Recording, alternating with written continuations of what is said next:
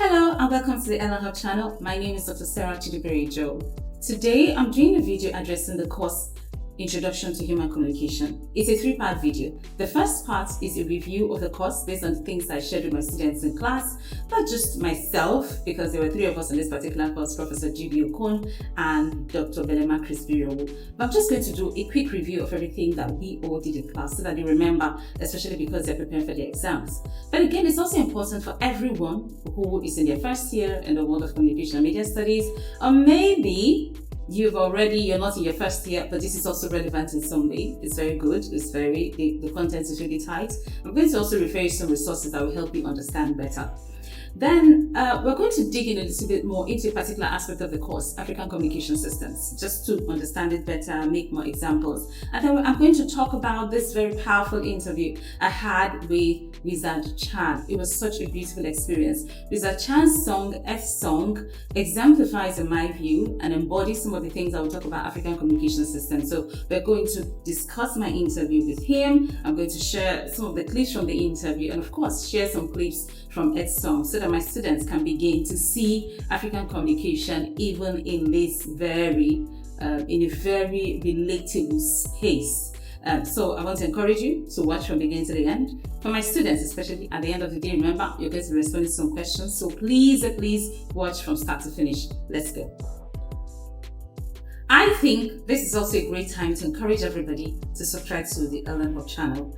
The channel is for news, education, inspirational content. We do a lot here, so it will benefit you greatly if you subscribe now. All you have to do is click the subscribe button and then you'll be subscribed. You can go ahead to also press the notification bell so that whenever we have fresh content, you'll be the first to know. Please do that to encourage us and help us grow. The algorithm loves, for instance, when you leave comments and you like and you drop a message, so please do that.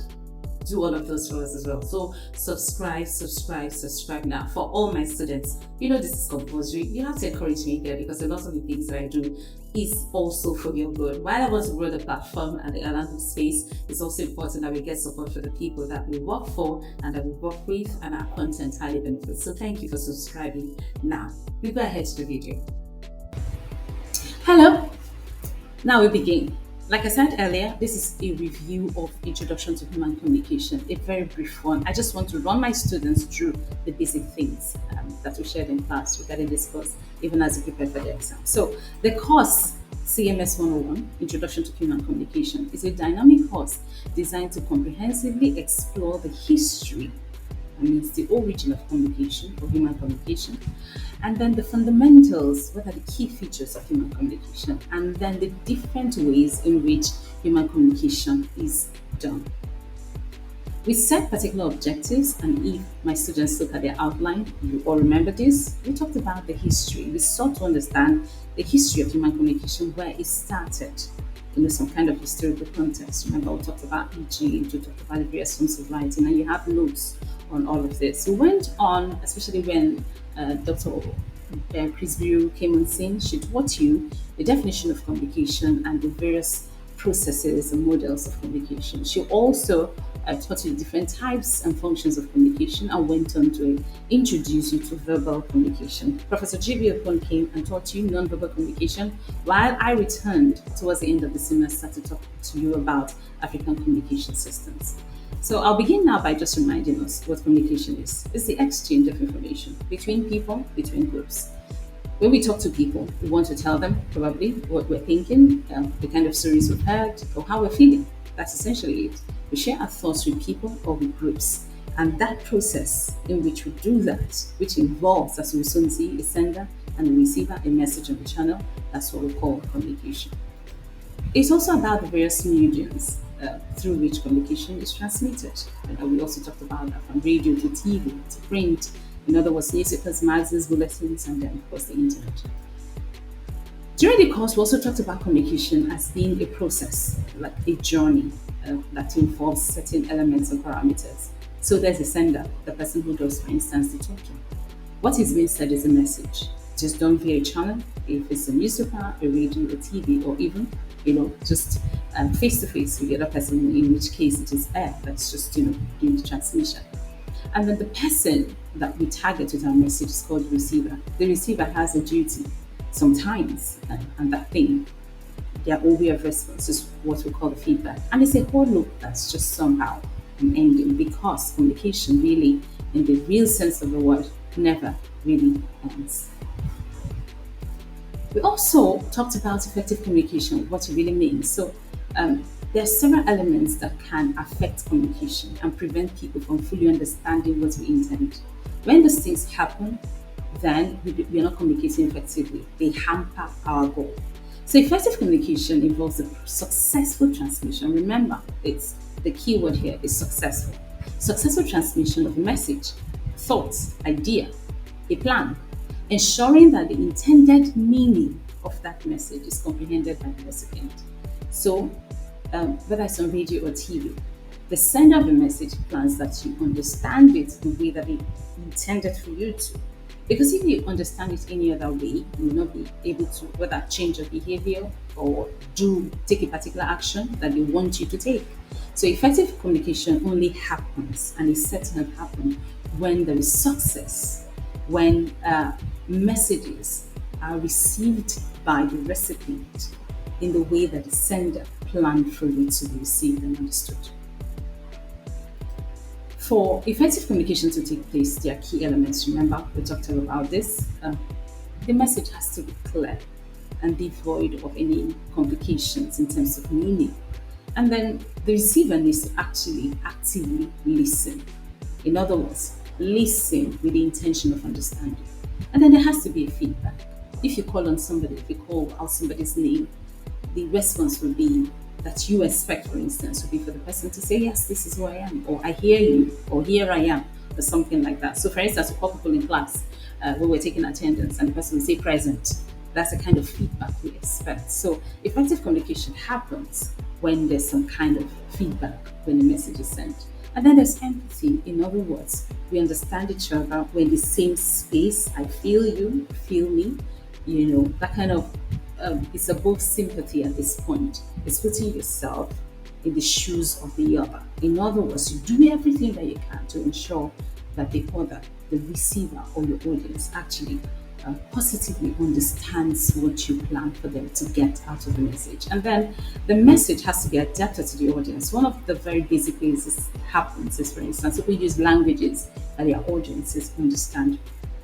If you listen on radio sometimes, especially in River State, Nigeria, sometimes they use other languages just to ensure that the people in those communities where those languages dominate actually understand. In River State, for instance, there's some stories or some conversations on radio and TV that communicated to us using Pidgin English, because that's something that a lot of us do understand. So these are the 5 key elements of effective communication as we shared in class. But again, now it's important to also we define for ourselves what human communication is, and it refers to a process of exchanging information, ideas, thoughts, feelings, and messages between individuals or groups using language and other symbolic systems. So, human beings use language, and these languages differ. In Nigeria, for instance, we have over 600 languages because of our diversity. There are lots of ethnic groups, religious settings, and we have different ways in which we talk to ourselves, the kind of tools that we employ to converse with one another. So this is a conversation or communication in this context. As you can see, the definition is not so different from communication itself, but this is when it happens between people, between humans, whether those humans are just individuals standing on their own, or groups or communities or societies, organizations or associations. When they talk, when they send messages, and then there's a receiver, human communication is happening. We'll go on now to remind ourselves the key features of human communication, and we discussed this at length. We talked about verbal communication. I remember Dr. Chris Birio will talk to you in detail what verbal communication is. But in some, it is when communication is done by spoken word or written word. Written language, for instance, the English language or Japanese language. Once it is written or it is said, then it's verbal communication. Non-verbal doesn't have anything to do with words. It has to do with gestures. It has to do with body language and stuff like that. And Professor Kwon did a good job expanding to you with various forms, meanings, and expressions of non-verbal communication. Key features of human communication also include things like intentionality. When people want to talk to you, there's a deliberateness, which is why they aim for effective communication. They're also symbolic in nature. So there are tools and elements that will also apply, not just our words. When we see colors, for instance, they carry certain meanings, and all of those are also part of human communication. Social interaction, yes. So communication within human beings is done in the aspect of the social, dealing with people, dealing with others. So when we engage as groups, we engage as people, communities, this is the vehicle via which we share ideas, communicate our feelings, communicate our plans for the growth of society. And of course, there's feedback.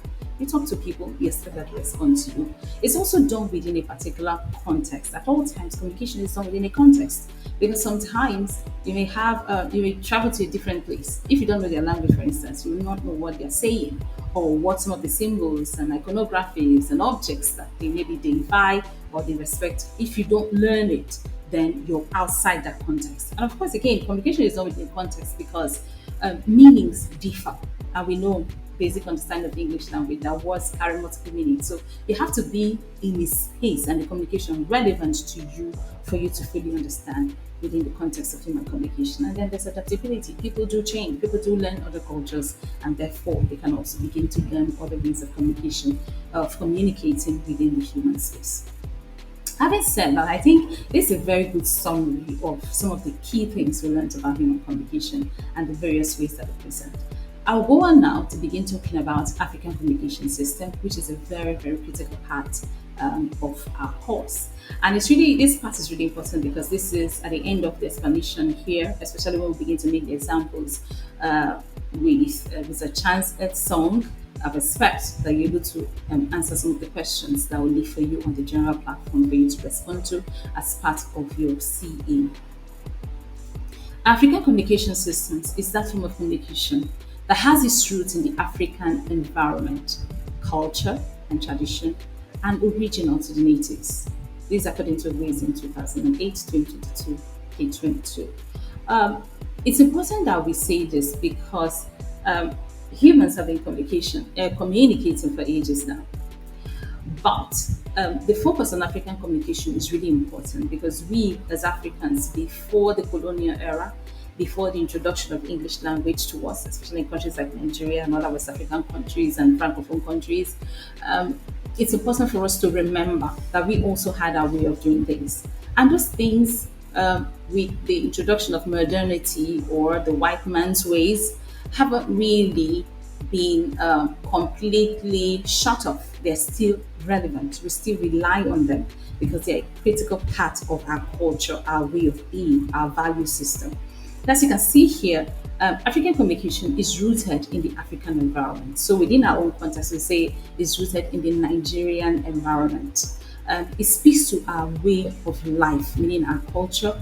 It speaks to our belief system, meaning our tradition, and it's original to us. All the other ways that we reach people who are outside the urban centers, people who do not have access to radio and TV, they do communicate, and we explained a lot of these things in class. So African communication system is really, really important and relevant to our way of life and our way of being in these settings, including places like Nigeria.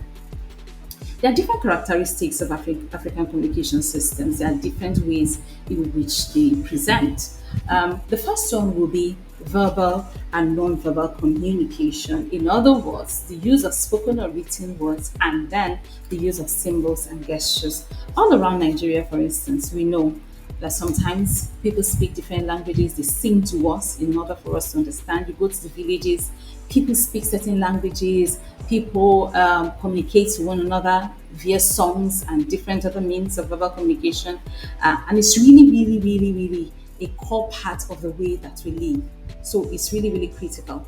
Apart from just talking to one another, in other words, word of mouth communication, we also have non-verbal communication systems. And this will be things like body language or gestures that are relevant to different parts. And I know that if you were to travel to your own village, you can recall some of the ways that grandmother talks to you without really saying anything. She can just use her eyes to direct your brain to make you to get certain things done. Sometimes you're sitting with your parents in the living room and then a stranger comes and maybe you're mouthing up. Your mom will just look at you some way and immediately you get the message. She didn't have to say anything. She didn't have to open her mouth or say particular words, but somehow you just got it and you responded. That's non-verbal communication. And a lot of these things happen in non-urban settings as well. In class, we talked about verbal communication in terms of spoken communication. We also talked about narratives, meaning stories, folktale, that are used to communicate messages and ideas and thoughts and plans in especially non-urban settings. We also talked about mythology and legends. Need to be those kind of stories that don't have any real context or trueness to them, but stories that kind of, for instance, think about how the world was made. They'll tell you some things about some foreign lands that don't really exist. And then legends will be, well, they actually did happen. Maybe stories about heroes or heroines in your community, people that others revere, and then they symbolize something. So all of those fall under verbal communication. Then for non-verbal communication, like I said earlier, will be things like body language, gestures, voice communication. Sometimes people just cough or sneeze, even in some settings, to communicate ideas, and so it's quite powerful. Then, in terms of visual communication, we discussed this in terms of things like colors, appearances, records. So there are some communities that have museums where you can go to and you can see like the history of the place, the kind of arts that they represent, especially for instance in the western part of Nigeria. You see lots of museums representing the cultures of the Yoruba people. You go to Edo, you see the masks, you see a lot of beautiful elements that tell us the story of Africa, and in this case, the stories of particular communities, the wars fought, a lot of beautiful things that we can see and make sense of. Colors are very important in African context, from black to blue to white. All these things carry meanings, and we shared this in class as well. The third part will be iconography. That means like the use of objects. So things like charcoal are objectified to carry certain meanings. Kola nuts, white dove, cow tail, egg, feather, all those things are used in the African communication system. So when you go in the Igbo culture, when you go to the Dibia, for instance, you see them with the white chalk making inscriptions, and all those things carry very important meanings that people still hold on till date. Instrumental forms of African communication will be idiophones, the use of drums, xylophones, aerophones, whistle, flutes. All those things carry meanings, and we showed and described a lot of this.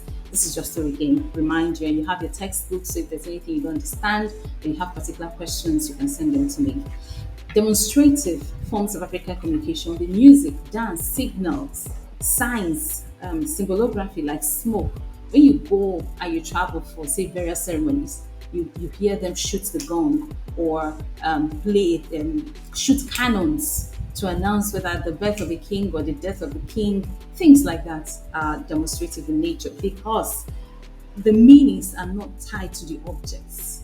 The meanings are tied to things that they represent, to things that they demonstrate. When you hear that sound, when somebody's about being buried, it means, oh, a great man has died, depending on your own culture, but those things carry meanings.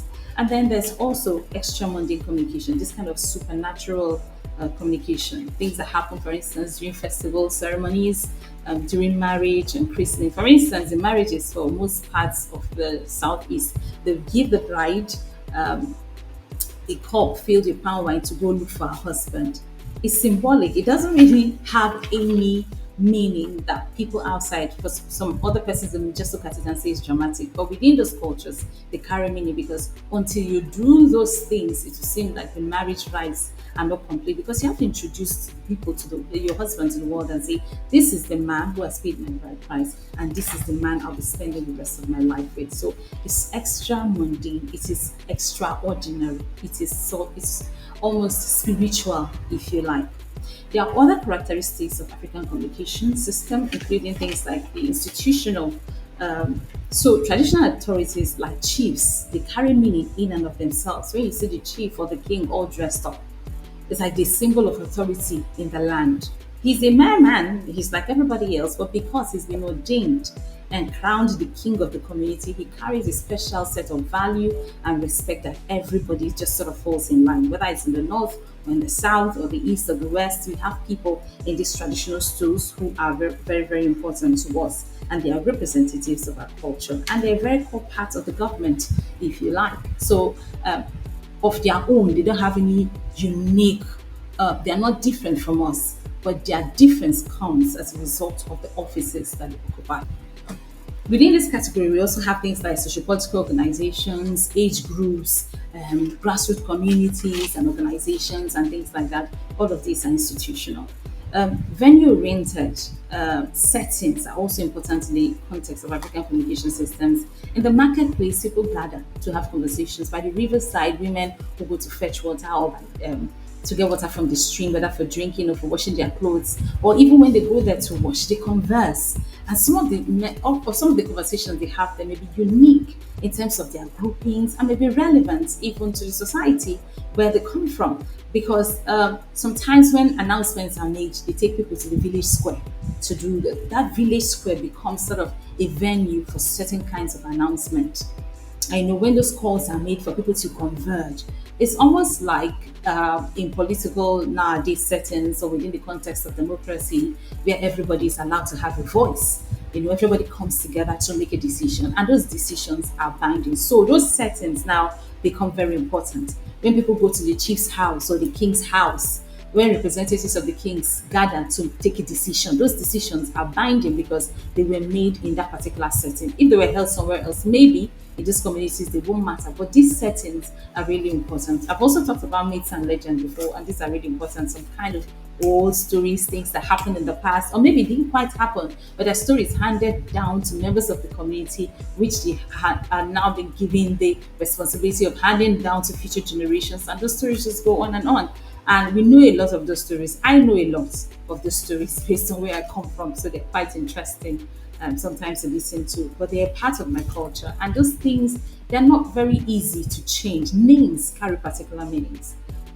Names are important, whether those names are names given by parents to their children or they're names that come as a result of things that people have done in the past. They also carry very important meanings in the context of African communication systems. And then we have folk media, in other words, proverbs, parables that are handed down to us by our parents and our grandparents and our great grandparents. All these things are also important in the context of African communication systems. And then lastly, natural phenomena. Sometimes it's the heartbeat, sometimes it's the wind, sometimes it's the way the stream travels. All of those things are relevant in different settings and they carry different layers of meanings. I'm going to quickly talk to you now about the functions of African communication systems before I bring in my conversation with Lisa Chan. It was a very interesting conversation, and I'm just going to do that. But first of all, let's discuss the functions of African communication systems. So, African communication systems, especially the different ways that we've seen now how they're expressed, they're very important in terms of socialization and how we relate with one another in these settings. They're also critical for information sharing. They're important for advertising, for public relations, dealing with communities, dealing with people.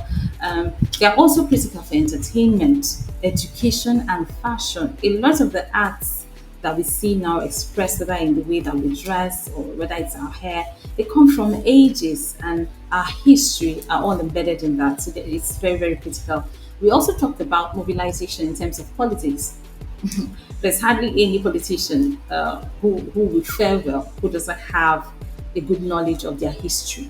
We've seen, for instance, in the 2023 elections, how some persons were rebranded just because of where they come from. So it's really, really important in the context of mobilizations, getting people together to get stuff done, whether those things are elections, voting, or just being in a particular space. They're also important for cultural promotion and preservation. It's important that we all hold on to our cultures, our language, our way of being, so that they'll continue to be. We know from the records that some languages are fading off just because people have not been speaking them. People who were custodians of these cultures have not handed them down successfully to the future generations, and so they're dying off. So it's our responsibility now to think about our cultures and to hold on to them. And that's also one of the reasons that we teach African communication systems. This is how we communicated in the past. And thankfully, for a lot of us, we've also extended it to the now. Because when you go to some communities now, these things still persist. It's also important in terms of the economy, and then they're also ornamental. It's just so beautiful to see some of our artworks. It's beautiful to see how flowers, for instance, carry certain meanings. It's so beautiful to experience, and it's important that we hold on to them. So these are some of the 10 reasons that we discuss in terms of African communication system. I'll take a quick pause now, and then when I come back, I'll tell you about this lovely interview that I had with the amazing Wizard Chan. And now, on to the very interesting and exciting part of my presentation today. So you remember in class, we talked about Wizard Chan and his very beautiful song, Earthsong. The video is so powerful, and it reminds me a little bit about some of the things that I've shared about regarding African communication system, which we've defined and we've explained some of these characteristics. And so as I run you through the video, I want you to look out and watch and see whether you see some of these elements. I think a more exciting part I'd like to share with you is I was able to have an interview with Wizard Chan last week.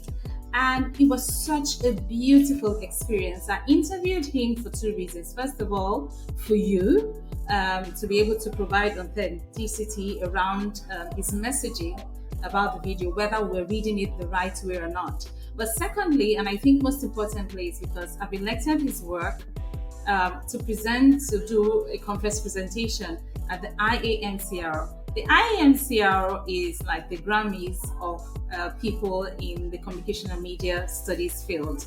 It's a massive event where you have communication scholars from all around the world gathering to present some of their research, probably on works that they've already completed or something that they're currently working on. And in my case, I'm working on it. I'm working on the paper and really excited. So to provide sort of credibility to my work, I needed to gain his perspectives regarding certain questions that I had. And he was so, first of all, getting for the interview wasn't easy. I had to wait for months to get this done. But I'd like to thank his manager and himself for being so gracious. And you can see me right there asking him all these wonderful questions, and he giving me answers, and he gave me beautiful insights. I've listened to a lot of his videos, but there are a lot of things that he didn't mention in those interviews that he shared with me. I'm really, really excited that he did that. For instance, the Earthsong video costs between $22,000 and $25,000. Can you believe that? It is so unique, it's so beautiful to gain his perspective, because he shared, for instance, that the video was not just an ordinary video. It was a ceremony of some sort, welcoming a king, because what he is doing is quite unique and different from what a lot of the artists are currently doing. When you think about it, really, a lot of the videos that we watch are full of women objectified, sexualized images. But as you see in the video, even as I shared with you, you see that he infused a lot of cultural elements, a lot of African context, the Niger Delta story, the Okrika story, the River story, the Nigerian story. He talks about his relationship with the color black. He talks about his use of cowrie, as you can see that he's wearing there, not chains. A lot of things that he shared with me that will form a rich part of my research presentation. And of course, the paper, when it's published, will be made public. And I learned a lot just listening to him share deep insights about the video. I would have loved to share the video or the interview with the rest of the world because of the important and amazing things I said. But on that day, technology failed me. I wasn't able to capture voice, and all I have is video. That's why, of course, here you won't be able to listen to anything. But of course, I'll share with you in my work and in my presentation some of the amazing insights that he did. Okay, so quickly now, I want us to watch the video. I've embedded the Earthsong video here purely for academic purposes, of course, to allow my students to watch it and respond to a few questions. Like I mentioned, and as some of you will know, and as we discussed in class as well, the video was shot in Okrika. Okrika is in Rivers State. Some of the settings here, of course, speak to the culture, the tradition of not just the Okrika people, but the larger ethnic setting called the Ijaw community. It also reflects their culture, and of course, the culture of the Rivers people in general. And I mean, the images are so compelling, so lovely. Now, what do I want you to do? I want you to watch this video critically and do exactly what I'm going to describe. Earlier, I explained to us the different ways that African communication systems present. I talked about iconography, I talked about instrumental African communication systems, demonstrative African communication systems, extra mundane, institutional, verbal, non-verbal, names, venue-oriented, myths and legends. I talked about natural phenomena and even folk media. Now, I want you to identify while watching the video three aspects, three characteristics of African communication systems that you can find in this video, with examples, of course. So if there's extra mundane communication going on, I want you to give me an instance in the video where that is happening. If there's an interesting use of color in terms of nonverbal communication, then I want you to give me that as an example. Demonstrative examples like dance, I want you to tell me that with respect to the video. It's important that we do this to bring sort of a very practical component to the course African communication systems, because talking about it and just hearing it won't really make sense, but when you watch the video you begin to see exactly what we're saying. So we said in general that communication is about sending, exchanging ideas. What is Visa Chan really doing here? What is he telling us about the Africa people? What is he telling us about the Ijaws? What is he telling us about Nigeria?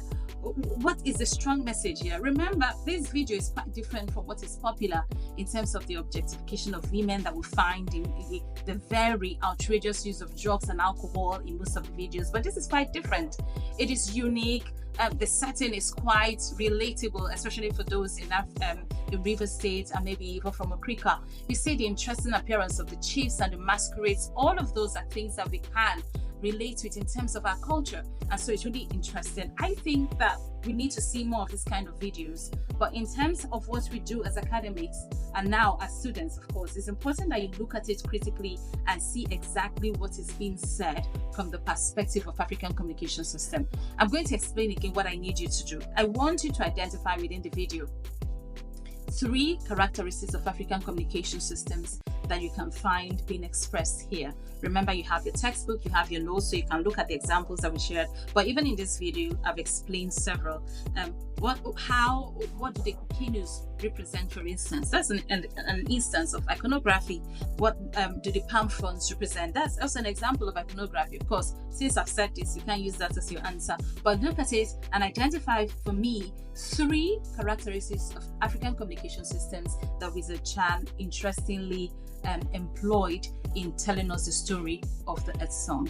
Okay, so I'll wrap up the video here. I hope that you get to watch it, and not just watch it, that you find it interesting and relatable even as you prepare for your exam. Have an amazing day. For those of you who have not subscribed yet, again, I call and I encourage you to subscribe to the Ella Hub channel. Apart from news stories and entertainment and inspirational content, we also do educational content such as this one. And I believe that this video is not just relevant to my students, but for everyone in the world of communication and media studies. Have an amazing day. Thank you for listening.